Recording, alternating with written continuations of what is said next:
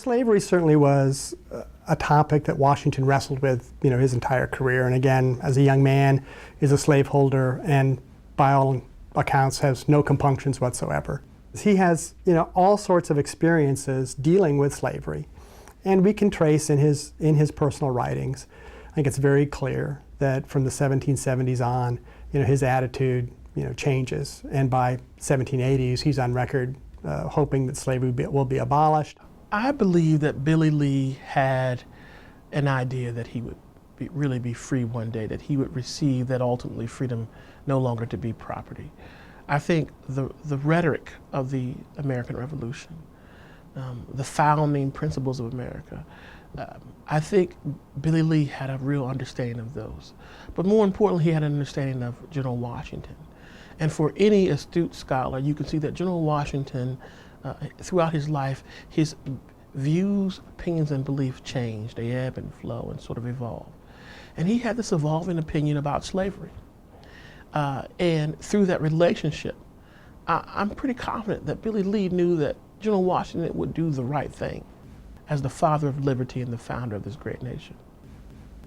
He does everything he can, and I think, again, unlike some of the other founding fathers, we know from his records that he actually tries to set about raising the money to be able to pay to free the Custis slaves. He didn't own them. They were dower slaves from Martha Washington's first husband's estate, so he couldn't just free them. He would have actually had to pay the estate for their value. And in the 1790s, he tries to do that.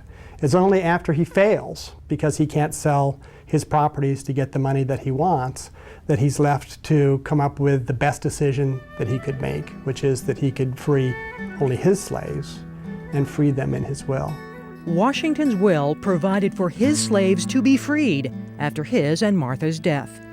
Mrs. Washington, however, decided to speed this up, freeing George Washington's slaves on January 1st, 1801. Her own slaves remained property, and on her death in 1802, ownership passed to her descendants, along with the rest of her estate. In 1865, with the ratification of the 13th Amendment, slavery was abolished in the United States. As Mount Vernon slaves Billy and Caroline had envisioned, their children, grandchildren, and their posterity would never again be the property of another. Here's what's wonderful about the Constitution. It didn't create democracy, and it didn't create equality, but it left room for them to rise up within that political framework. And one of the ways it left room was the amendment process. The men who wrote the Constitution were not originalists. They said, we don't know what's going to happen in the next generation or the next generation. We don't know what they'll need. We don't know what they'll want. So let's make the Constitution changeable. Let's make it organic. Let's make it adapt as the needs of the country adapt. I always think about the framers of the Constitution arriving in New York City and seeing women voting. They would have died if they weren't already dead. They would have been apoplectic. Their heads would have exploded.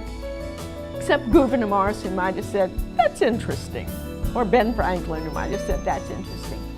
And yet, they would have said, if that's what this generation believes in, if that's what they need, if that's what they want, then the amendment that gave women the vote is okay with us. So when people today say, oh, let's go back and see what the men who wrote the Constitution said about this, that's the wrong approach. The right approach is, let's be thankful that they created a document that could adapt to the needs of the next century and the next century.